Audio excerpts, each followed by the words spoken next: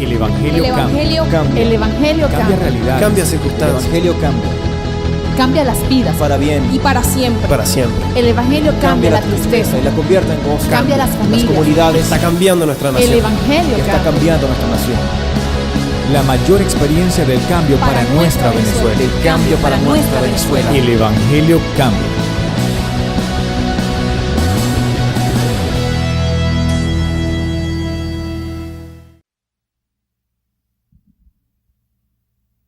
Gracias, Jesús. Tito capítulo 2, versículo 11.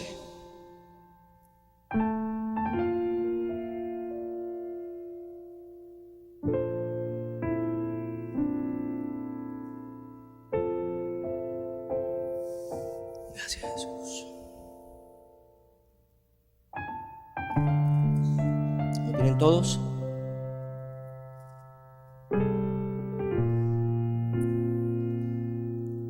Dos 11 del libro de Tito. La gracia de Dios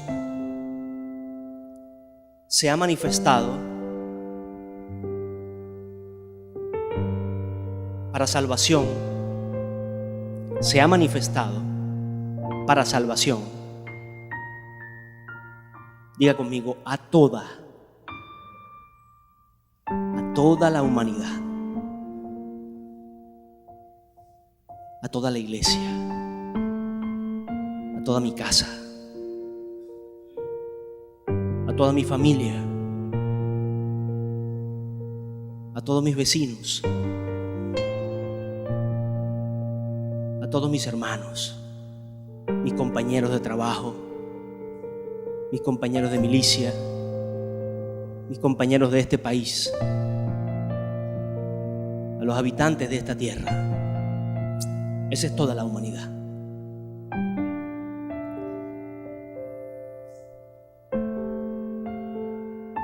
Anoche oraba con mi esposa y mi hijo en la cama. Hacíamos una corta oración y él la dirigía.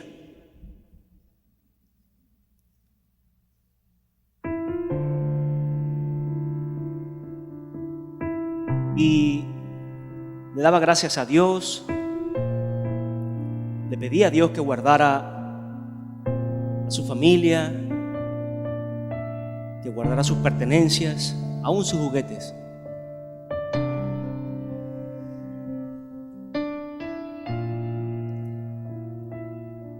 Pero no es cotidiano que lo haga, ¿ok?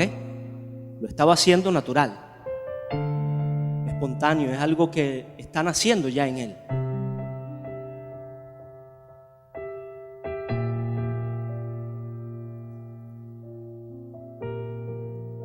Y al finalizar, nos damos las buenas noches. Y él nos pregunta: papá, mamá, ¿qué piensa Dios ahora?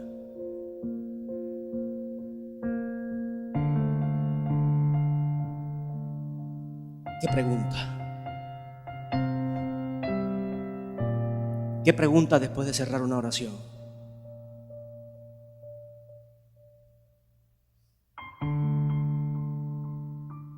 ¿Qué pregunta después de conmover el cielo? La oración de un niño. Preguntarse él a sí mismo: ¿qué piensa papá Dios? Me dijo.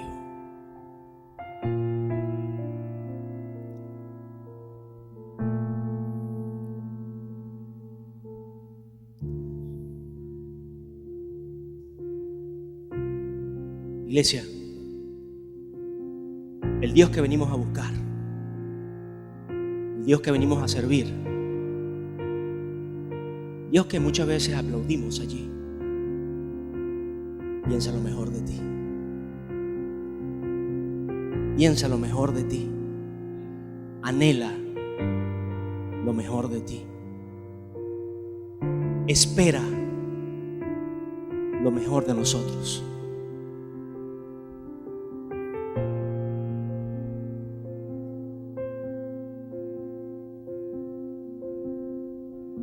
¿Sabe? esa pregunta yo me la pude haber hecho caminando, me la pude haber hecho en cualquier otra situación. Pero no recuerdo en mi vida haber terminado una oración y preguntarme qué pensaba Dios en ese momento de mí.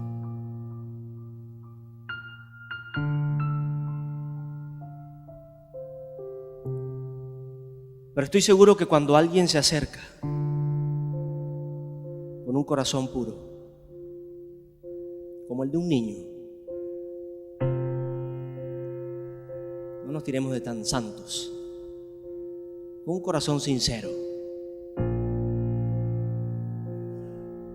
Sí, porque en el niño hay una pureza innata. No hay una maldad aprendida, no hay una conciencia del pecado, aunque hay pecado por las células, por la herencia genética de cada uno como seres humanos. Amén. Y usted entiende eso desde el principio. Pero en un pequeño no hay sea varón o hembra, no hay esa raíz de maldad en su mente. Hay una virginidad todavía a la maldad o al pecado. Entonces pongámonos en una condición nuestra ahora, cuando nos acercamos a Dios con un corazón sincero. Un corazón sincero que sabe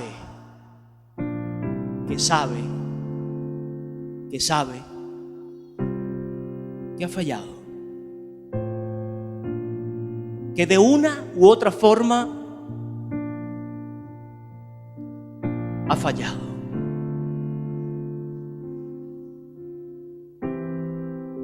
Pero yo no vine a decirle hoy sus fallas, mucho menos vine a decirle que se quede en esas fallas. Cuando alguien no se acerca con ese corazón sincero delante de Dios, yo sí le puedo decir con mucha certeza hoy qué es lo que está pensando Dios.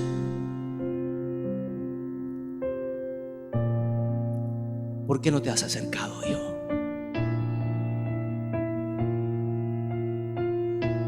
¿Por qué no te has acercado?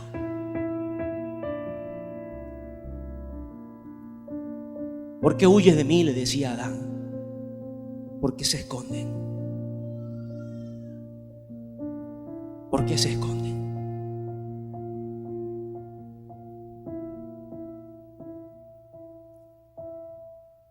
Cuando la gracia de Dios, ese amor infinito, se ha manifestado o se ha hecho manifiesto,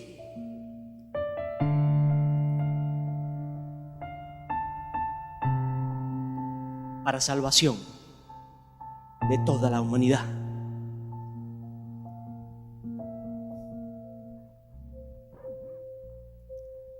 Iglesia, no tienes tiempo que perder.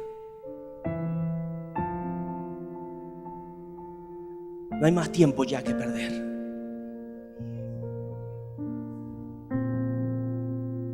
No hay tiempo para desperdiciarlo en contiendas tontas aquí.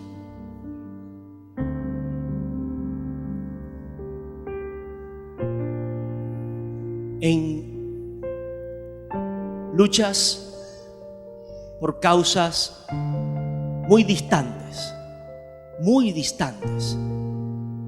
de la voluntad de Dios. Luchar por un puesto, luchar por una posición, luchar por un reconocimiento incluso. Y Dios es el primero que te va a reconocer. Dios es el primero que te va a dar un puesto. Dios es el primero que te va a exaltar. Pero ¿qué dice la palabra? No podemos hablar sin entender la palabra. O no podemos entender sin hablar la palabra de Dios. El que se humille, el que se humille, el que se humille será exaltado. El que se humille delante de Dios podrá ser exaltado. El que rinde su corazón delante de Dios puede ser exaltado. El joven, el niño, el anciano, el adulto, sea quien sea su condición, su carga social, su posición, si se humilla delante de Dios, será exaltado. El pecador más pecador de todos los pecadores, si se humilla delante de Dios, será exaltado. Y el santo más santo de todos los santos, si no tiene humildad en su corazón para reconocer su posición delante de Dios y que todo lo que tiene o puede tener o ha tenido es por Él. Dice la misma palabra que Dios mira de lejos al altivo. Yo le pregunto hoy, ¿usted quiere hacerse esa pregunta? ¿Qué piensa Dios? ¿Qué piensas de mí hoy? Y que Dios le escuche. Seamos humildes. Seamos humildes.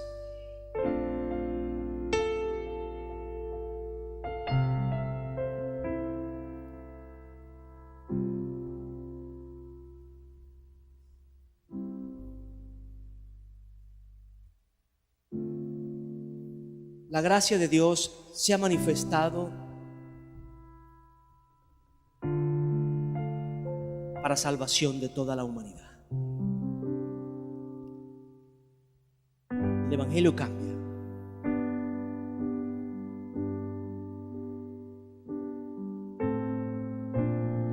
Recibo testimonio aquí en la tierra y del mismo cielo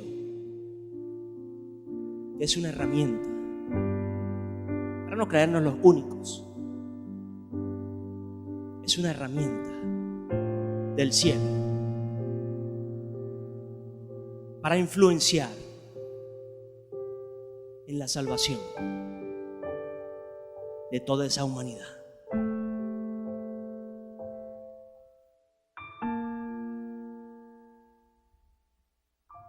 Así que usted y yo cada día debemos llenarnos de una pasión más profunda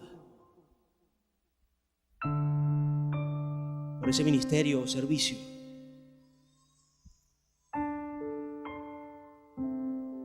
Por poder poner en práctica.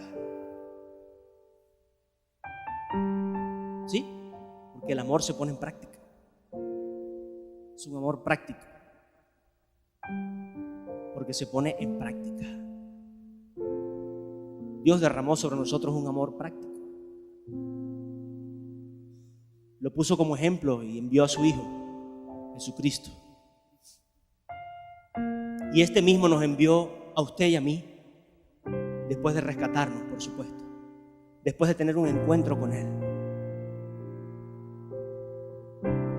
después de tener una relación sincera, íntegra con Jesús. Sincera porque sé que tengo debilidades, Señor. Sé que tengo dudas. Sé que muchas veces me menosprecio a mí y empiezo por menospreciarte a ti, porque no entiendo o no comprendo o no alcanzo a ver tu grandeza.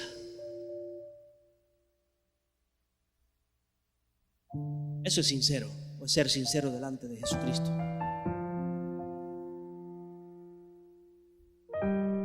Pero yo le pregunto hoy,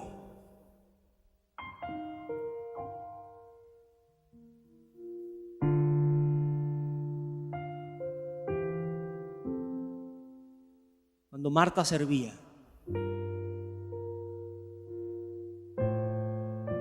¿le servía a Jesús? En ese pasaje, cuando Jesús estaba en esa casa, visitando, ejerciendo el ministerio, brindando bendición, como usted lo quiera ver, estaba en esa casa.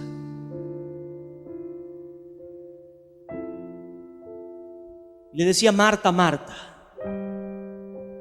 afanada estás.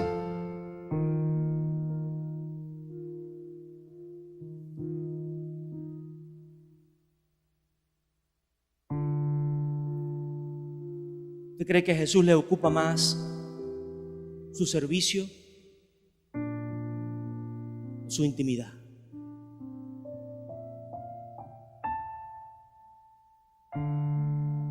Mira a tu hermana María, que ha tomado lo mejor, acercarse a mí, a conocerme, a entender por qué puede servir, por qué va a servir o por quién va a servir.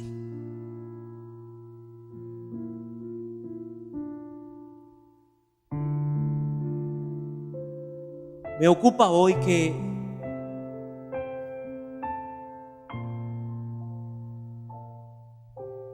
haya gente afanada, equipos afanados, servidores afanados, pero que de una u otra forma se ha apagado en su corazón el conocer a Jesús, el mostrar el Jesús que realmente un día conocieron.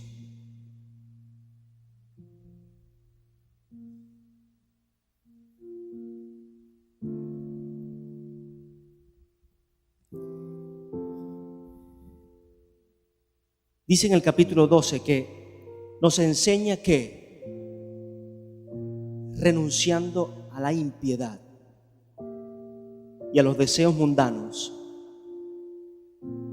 vivamos en este siglo sobria, justa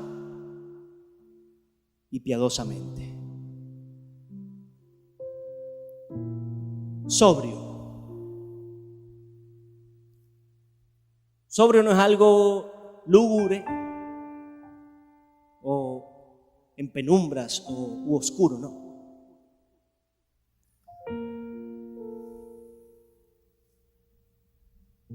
Sobrio es prudente.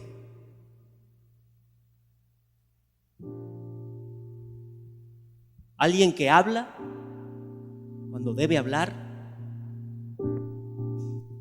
Alguien que calla cuando debe callar. Ser sobrio. Ser sabio para hablar. Alguien que espera analizar, pensar, es más, recibir dirección del cielo para emitir una opinión, para marcar su posición, no de suponer, su posición, su postura frente a alguna situación, frente a alguna actitud, frente a alguna posición de alguien o de algo, o de una familia o de un entorno o de un mismo país. Sobrio.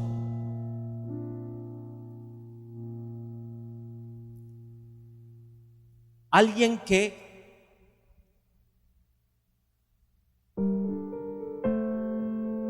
entiende que todo es lícito,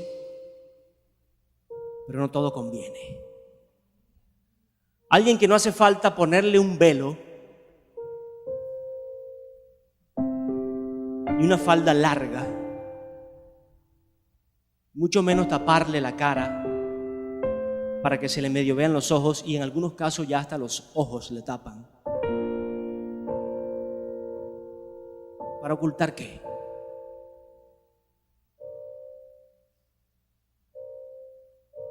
Alguien que no necesita nada de eso para saber que hay que guardar un pudor, un respeto delante de Dios y delante del resto de las personas.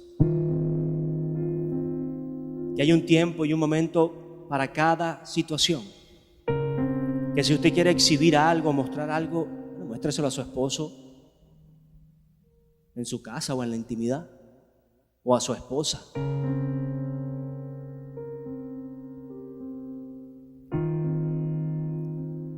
Que si ustedes, muchachos, quieren mostrar amor, no agarren la iglesia como si fuera una plaza. Los mismos padres. Yo estoy aquí adelante con mi esposa, y usted no me ve aquí como en una plaza de pueblo o de ciudad, o allí en la plaza monumental que usted la conoce. Bueno, nunca he estado en ningún lugar así, abrazándome y besuqueándome en la calle, o agarrando aquí la silla y me tercio con mi esposa y le doy un besito. Creo que el ser sobrio es mostrar respeto.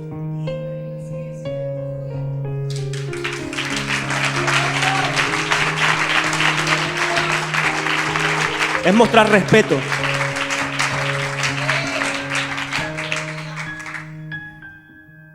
Es valorar. En este mismo ejemplo, a la persona que está a mi lado.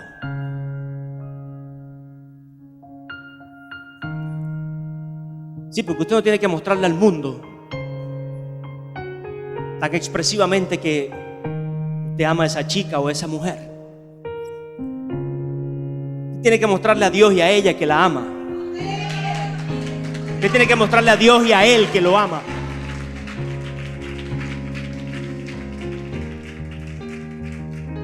Mire, si Dios lo sabe, usted puede estar tranquilo. Si Dios lo percibe, lo siente, lo nota, lo conoce de su corazón, usted puede estar tranquilo. Ya el resto lo va a saber. Ya el resto de las personas, de la iglesia, del mismo país, lo va a saber. Pero no hace falta ser un exhibicionista. Porque, me perdonan mis hijos, si lo haces aquí en la iglesia, ¿qué pasa afuera? ¿Qué pasa afuera? ¿Qué pasa en el centro comercial? ¿Qué pasa en el callejón? ¿Qué pasa en el autobús o en donde quiera que vayas, en medio de transporte que vayas? Que vayamos. El pastor es el más santo. Mis hijos, Dios es santo. Su palabra es santa. Y le dije, yo no vine a sacar el pecado de nadie hoy aquí. Dios habla, nosotros escuchamos. Amén. Y si nos enseña que renunciando a la impiedad y a los deseos mundanos, iglesia, la nación de Venezuela, voy a hablar de mi país, Venezuela, de su país. Algunos han salido, otros no. Pero bueno, vamos a hablar de su ciudad. La ciudad que usted ve está llena de iniquidad y de deseos del mundo.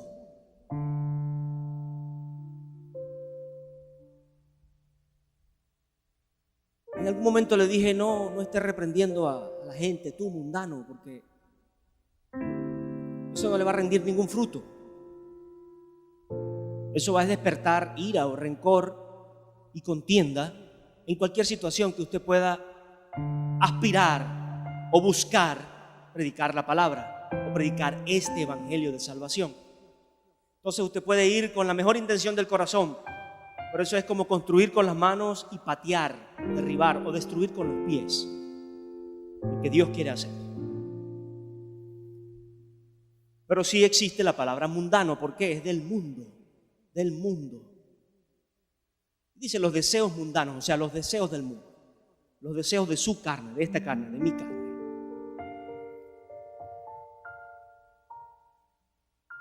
Renunciando a la impiedad y a los deseos mundanos, vivamos en este siglo sobrio.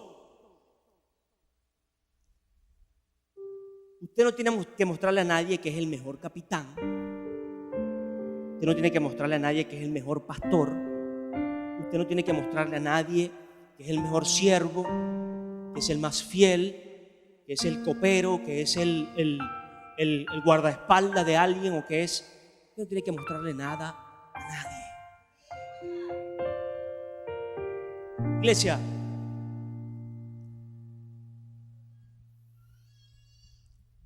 el principio de humildad es no sentir la necesidad de mostrar lo que tienes. Oh, mi Jesús.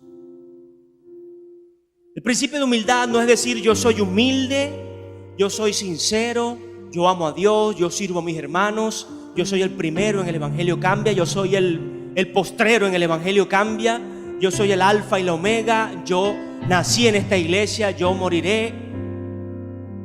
El principio de humildad es no sentir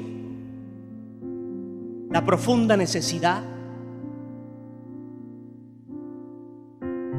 de mostrar lo que tienes.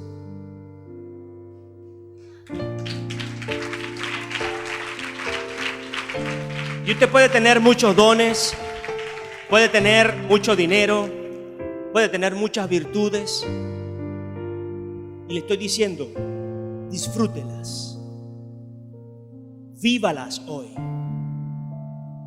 Disfrute su dinero sanamente, siembre donde tenga que sembrar, bendiga a quien tenga que bendecir, diezme y ofrende, porque le va a guardar esa provisión y la que viene y la venidera. Y no solo su provisión, sino sus mismas pertenencias. Pero esa es otra prédica. Si usted tiene muchos dones, úselos, no los esconda como el que tenía uno solo y lo guardó y lo escondió. ¿Pero por qué lo escondió? Porque pensaba que le servía a un Dios malo. Tenía un concepto muy bajo de Dios y se atrevió a decirle: he escuchado o sé que eres un Dios que castiga al que no. Dios no está empeñado en castigarte. Dios no está empeñado en hundirte. Dios no está empeñado en hacerte daño, en maldecirte, en sacarte del propósito, en desvirtuarte, en separarte de una persona, en maldecir tu matrimonio, en sacarte del ministerio, en correrte de la iglesia. Dios no está empeñado en eso. Dios se empeñó en ti desde el principio, es más, desde antes del vientre. Desde antes que estuvieras en el vientre de tu madre, se empeñó en ti, en amarte, en honrarte, en levantarte, en decirte que vales, en decirte que hay esperanza, en decirte que vienes a esta vida con un propósito, que vienes por una verdad. Entonces no hace falta que escondas el don o los dones que Dios te ha dado, porque no le sirves a un Dios malo, le servimos a un Dios bueno, a un Dios real, así como esa adoración a un Dios digno.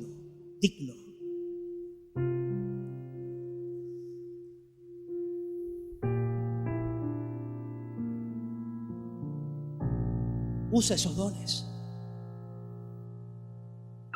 pon al servicio esos dones. Bendice la iglesia, bendice tu casa, bendice a tus hermanos con esos dones.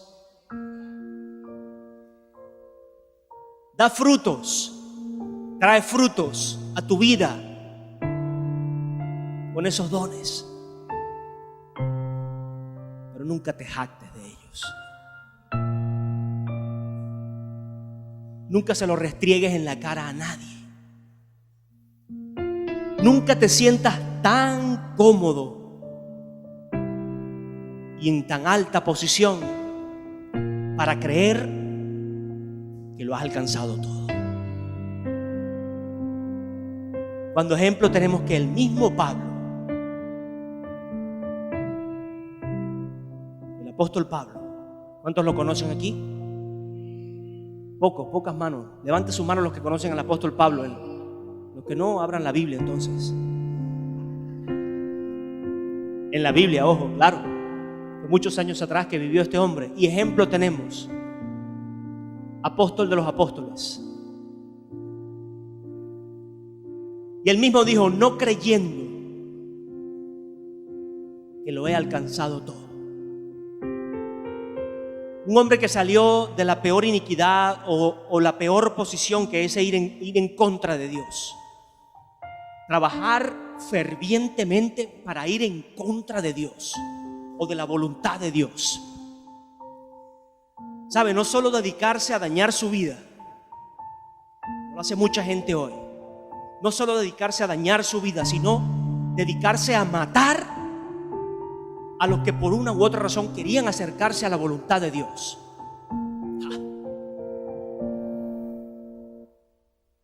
Es para que usted vea el principio tan bajo y el fin tan alto. Entonces esto me dice a mí, iglesia, que por más bajo que haya sido tu principio, iglesia, y cuando digo iglesia no es este local, Dios le está hablando a cada uno de nosotros. Por más bajo que haya sido tu principio, hijo, por más alejado que hayas estado de mi voluntad, hijo, por más perdido que te hayas sentido, por más revolcado que hayas estado en la iniquidad, en el pecado, tu final, hijo, tu final, el de tu familia, tu final, tu herencia, tu final, tus hijos, tu final, hoy será muy grande. Será muy grande.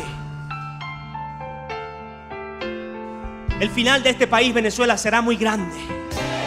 El final de mi ciudad, Ciudad Guayana, será muy grande. El final de esos hijos, de mi herencia, de mi hijo y los que vienen en camino, será muy grande. Y los que han de venir, porque todavía no está embarazada.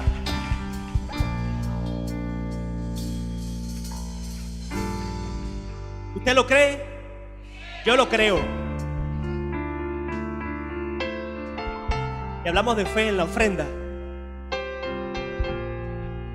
Hablamos de fe. Usted se mueve por fe, no por vista. Usted y yo nos movemos por fe y no por vista.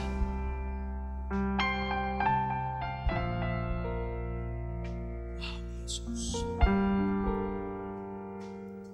Sobria, justa, justo.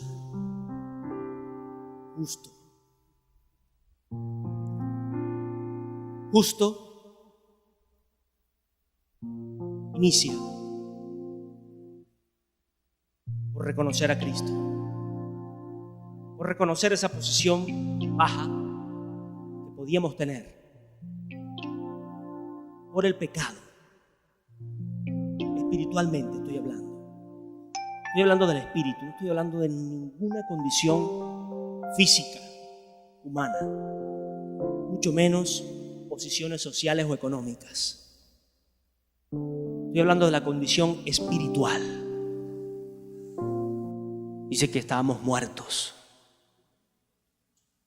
que al reconocerle a Él pasamos de muerte a vida. Se cumple la justicia más grande para usted y para mí de parte del cielo. ¿Sí? Porque Dios marcó el antes y el después en esta tierra, en esta humanidad. Y lo que entró por un hombre, cada uno de nosotros sale por el postrer Adán, un hombre, Jesucristo, de cada uno de nosotros ahora. Y todo el que se acerque y confiese el nombre de Jesús y lo crea en su corazón, dice la palabra, será justificado. Justificado es ser llamado justo. Justo. Ahora es justo que pisoteemos entonces ese nombre. Es justo que llegar a la iglesia sea un calvario, sea una incomodidad.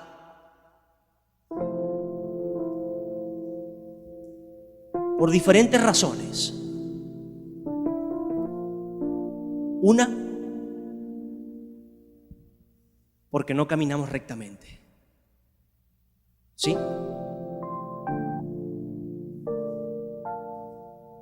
¿Porque eres perfecto? No.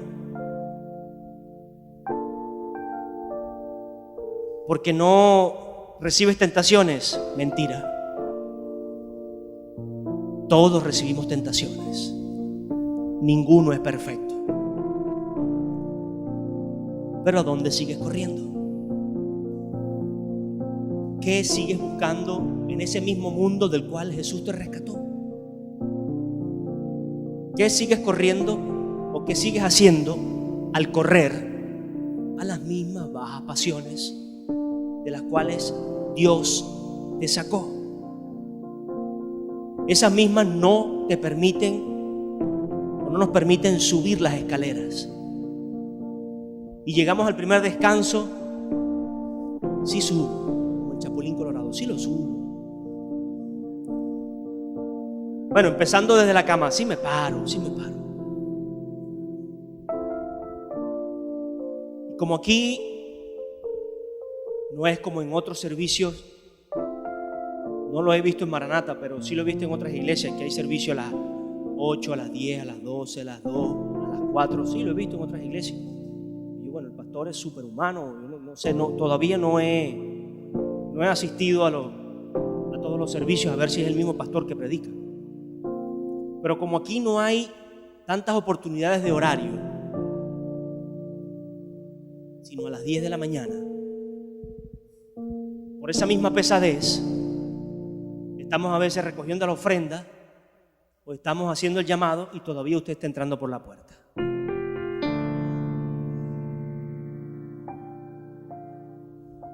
Usted se perdió la administración, usted se perdió la oración, se perdió el compartir con algún hermano, el resolver algún problema. ¿Por qué? Porque viene a buscar a Dios y viene a traer su ofrenda, pero no quiere restaurar con nadie. Yo no quiero ver a nadie. No quiero que nadie me vea. Yo llego a mi servicio, me siento allá atrás, o me siento delante, o me siento donde sea, en mi puesto, el que tengo asignado, el que tiene mi número, el que yo rayé, el que le pegué el chicle. Ese puesto es mío y allí yo voy a ser edificado, pero llego tarde. O así llegue temprano, no me interesa hablar con más nadie.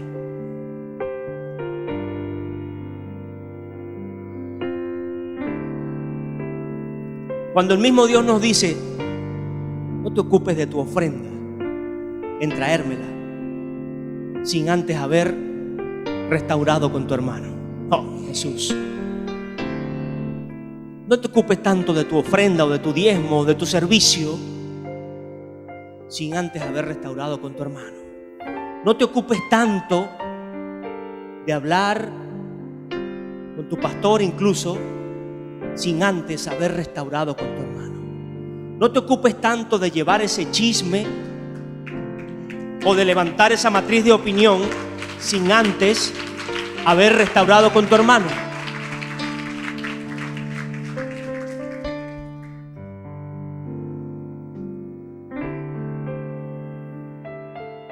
Si usted cree que Dios no sabe que cada cabeza es un mundo, si Él conoce cada corazón, conoce cada pensamiento y conoce aún lo que nosotros desconocemos de nosotros mismos, lo que usted no conoce, Dios lo conoce. Lo que hay en su corazón guardado, y entiéndalo así, en esas situaciones que le pasan, sea un atraco, sea una caída, sea algo, los pensamientos que a usted le vienen, usted nunca pensó que iba a pensar así o que iba a reaccionar así. Dios lo sabía ya. Ese es Dios, y más profundo aún. Pero véalo sencillamente así. ¿Cómo si yo sé todo lo que pienso? No, usted no sabe en qué situaciones se encuentra. Y el gran problema es que si no tenemos a Jesús, si no estamos agarrados de Jesús, si solamente estamos sirviendo o pensando que por la obra o por el servicio o por el mismo evangelismo, por la misma sopa, por lo mismo lo que sea, si no tenemos una relación con Jesús, cuando viene la situación de conflicto, cuando viene la confrontación, cuando viene el problema, es más, cuando viene la tentación, nuestra reacción es la menos adecuada. Nuestra reacción es la menos adecuada. ¿Y cómo reacciona el país ante la crisis? Bueno, avaricia, mentira, contienda, aprovechamiento, hundir al otro, aprovecharme de aquel, traer y reventar aquí a aquel, ahora quítate tú que vengo yo. Viene entonces los que están en las posiciones económicas de jerarquía política a aprovecharse. En vez de construir este país, lo que hacen es seguir sumando y destruyendo la ciudad o la nación. ¿Por qué? Porque es un cogollito, unos poquitos y para acá. Y usted sabe, no tengo que explicarle mucho cómo es esa situación. Usted la vive día a día. Sí, yo la vivo día a día.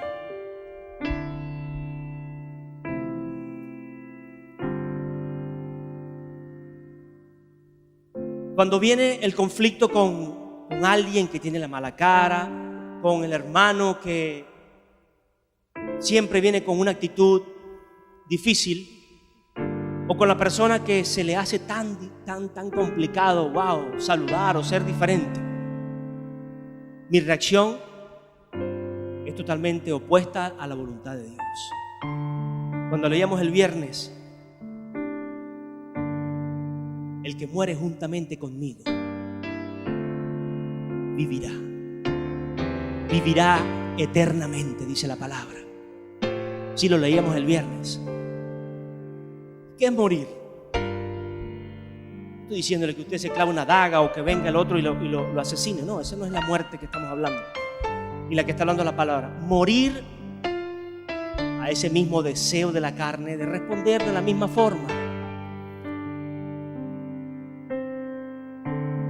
Mire, iglesia, usted y yo estamos sirviendo a la causa más justa que hay. Hay gente afuera en diferentes organizaciones políticas y sociales que están dispuestos a dar el pellejo. Muy poquitos a morir.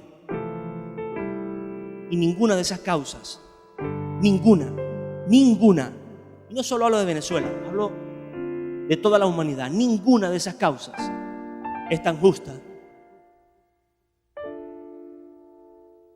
como la causa de Jesucristo. Jesús fue enviado por gracia de parte de Dios para salvación.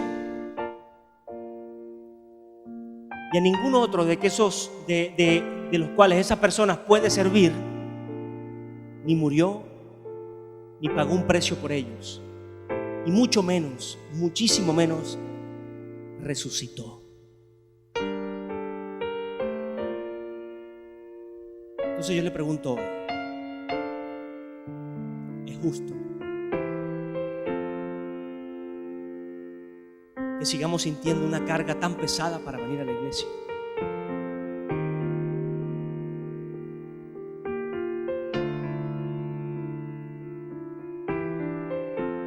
Donde debemos venir a ser libres de la conciencia de pecado, donde venimos a dejar nuestras cargas que nos agobian, donde venimos a, de una u otra forma, soltar el pasado y remontarnos hacia adelante. Es justo entonces que yo reciba en la misma condición a esa persona que le costó tanto venir. Es justo que yo no me prepare, que yo no le pida a Dios una palabra. Es justo que usted venga con un anhelo y no haya. Es justo que querramos levantar una alabanza, una adoración, que querramos que el cielo se abra, que estos techos se rasguen con las voces y no haya una preparación. Es justo que usted esté esperando que alguien le sirva, que alguien le reciba con una sonrisa y no haya ni un abrazo. Es justo que de una u otra forma usted espere lo mejor de una iglesia que sirve a Jesús, porque habla de un Jesús vivo, porque habla de un Jesús en las calles, porque de una u otra forma se está moviendo a misericordia, como lo habla allí, piadosos, llenos de piedad, sí, de lo que han recibido lo dan por gracia también. De esas bendiciones bendicen a otros. Pero es justo que en casa iglesia no esté presente eso? ¿O es que usted cree que el Evangelio Cambia vino a ser subiglesias? ¿O usted cree que el Evangelio Cambia vino a ser pseudo pastores?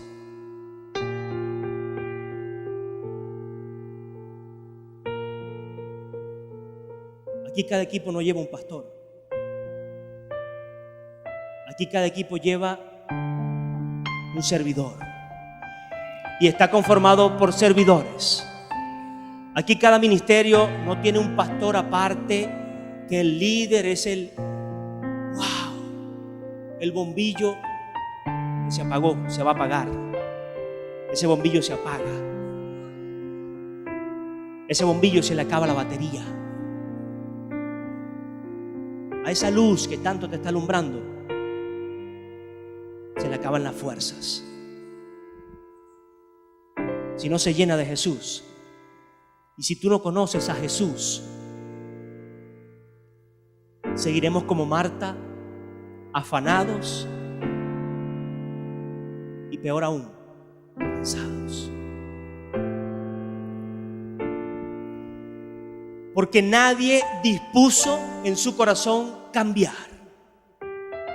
Porque nadie dispuso en su corazón dejar el chisme, soltar la contienda y realmente acercarse con esa misma pureza como de un niño sincero. Sí, yo cometí un error. ¿Sabe? Y hablaba con alguien esta semana y en los planteamientos para todo, bueno, parecía un derbi de jonrones. Todo lo que yo le preguntaba lo bateaba. Eso no fui yo. No fue culpa mía. Fue de aquel. Y así yo le digo a mis hijos, mire, ese cuento de que yo soy el centro aquí y todo lo que está a mi alrededor es malo y todos los que están a mi alrededor tienen la culpa, yo no me lo como. Yo no me lo creo. Ni de mí mismo. Ni de mí mismo. Si no me lo creo de mí, que en algo me conozco. Que en algo me conozco. Menos lo puedo creer de usted, que no lo conozco.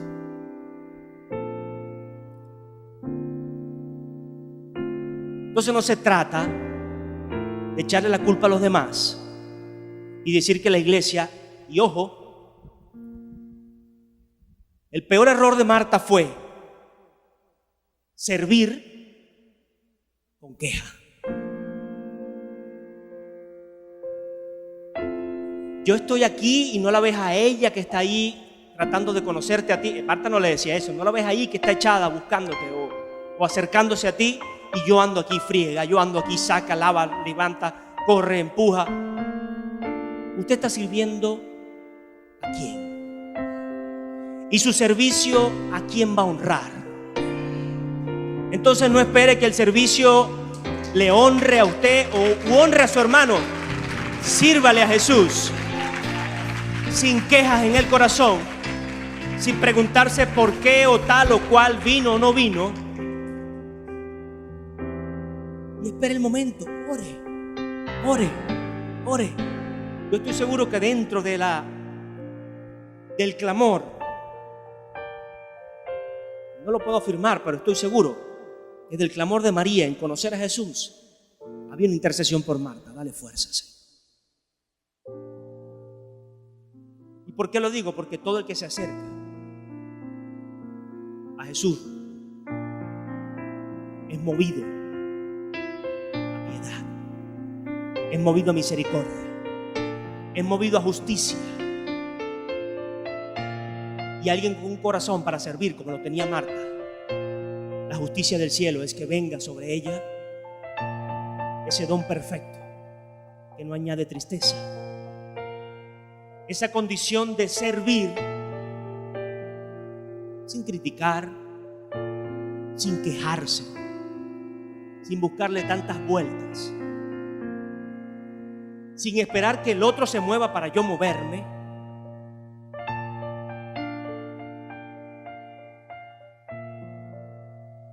sin esperar que mi amigo, mi hermano o mi cola venga a la iglesia para yo venir.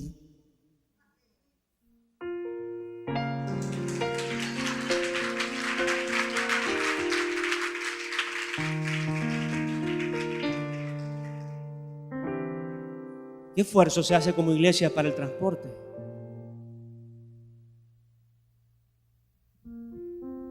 Y que se vayan 8 o 10 personas en un autobús.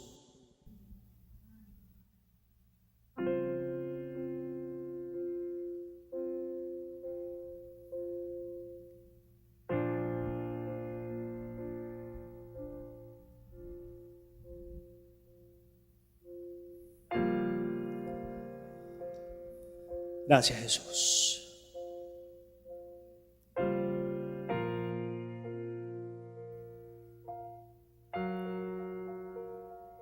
Justicia.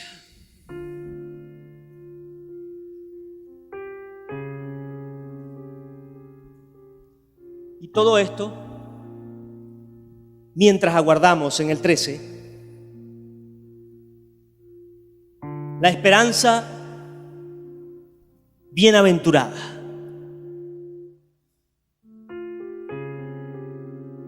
Bienaventurada. Conocí un pastor griego esta semana por destino del cielo, porque no fue ni una entrevista ni nada por el estilo. Conocimos en la calle. Cuando entré a su local la primera vez, sentí paz en ese sitio. Sentí paz en ese lugar. Y había buenos precios.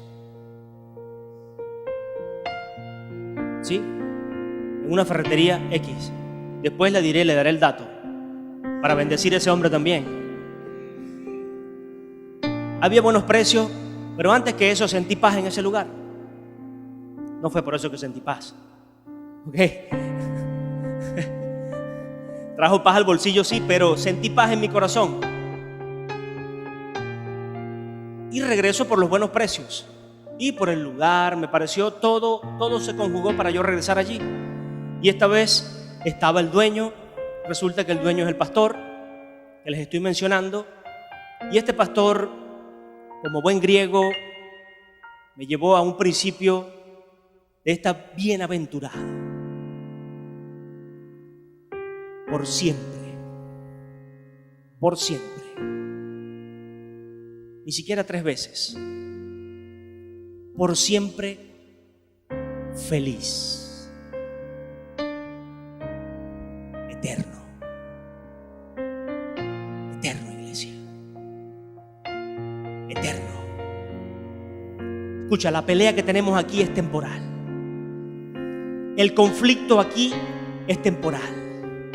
Sea en Venezuela, sea donde quiera que estés, el conflicto en esta tierra es temporal. La lucha en esta tierra es temporal. La aflicción en esta tierra es temporal. El dolor, la enfermedad en esta tierra es temporal. La mayor angustia, el mayor temor, aquí es temporal. Y el Señor nos dice que seamos sobrios, diligentes, respetuosos, que seamos justos, que apliquemos esa justicia que Dios y Jesús, o Dios a través de Jesús, compró por nosotros, o pagó por nosotros. ¿Sí? Con su sangre, Él pagó. Y en algún momento de alguna prédica le expliqué: nadie le va a decir a Jesús que usted no vale. Wow. Nadie le va a decir a Jesús que usted no vale. Cuando Jesús pagó hasta la última gota de sangre por ti, por mí, ¿alguien le puede decir a Jesús que usted no vale? Cuando usted paga por un carro, ¿alguien le va a decir a usted que ese carro no vale?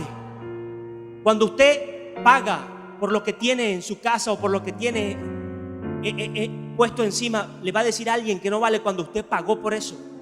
Cuando usted tiene un hijo, voy a ir más profundo, cuando usted tiene un hijo, lo engendra, lo ve crecer, paga un precio, le estima, le ama. ¿Usted cree que alguien le va a decir que ese hijo no vale? Y escasamente los padres pueden morir por un hijo. Pero Jesús, como leíamos al principio, murió por todos. ¿Usted cree que alguien le va a decir a Jesús que esta iglesia, que esta ciudad, que este país Venezuela, que esta tierra o este planeta llamado Tierra no vale, cuando Él dio hasta su última gota de sangre? Algo que ni el oro, ni toda la plata, ni todos los reinos del mundo pueden alcanzar. Porque con su sangre usted es sanado. Por su sangre usted fue hecho libre. Por su sangre usted fue hecho nueva criatura. Por su sangre usted tiene acceso ahora al trono de la gracia, a ese trono que nadie puede comprar ni con todo el dinero, a ese trono que ningún religioso puede comprar ni con todas sus obras. Hey, bienaventurados. Ahora, en esa espera, en estos principios, dice la palabra, mientras aguardamos la esperanza por siempre, eterna, bienaventurada, por siempre feliz, y la manifestación gloriosa. ¿Quién fue? ¿Quién es? ¿Quién ha de venir? Y la manifestación gloriosa de nuestro gran Dios y Salvador Jesucristo. Iglesia, no está escrito en piedra nada más, Cristo viene. Iglesia, no queda solo escrito en las paredes, está escrito en tu corazón y llénalo de esperanza. Si no está escrito allí, escríbelo hoy. Cristo viene. Cristo viene por una iglesia. Cristo viene por mí. Cristo viene por mi país. Cristo viene por mi tierra, por mi nación, por mi familia, por mis hijos. Él no murió en vano. Póngase sobre sus pies. ¿Quién fue? ¿Quién es? ¿Y qué ha de venir? Mi Salvador Jesucristo.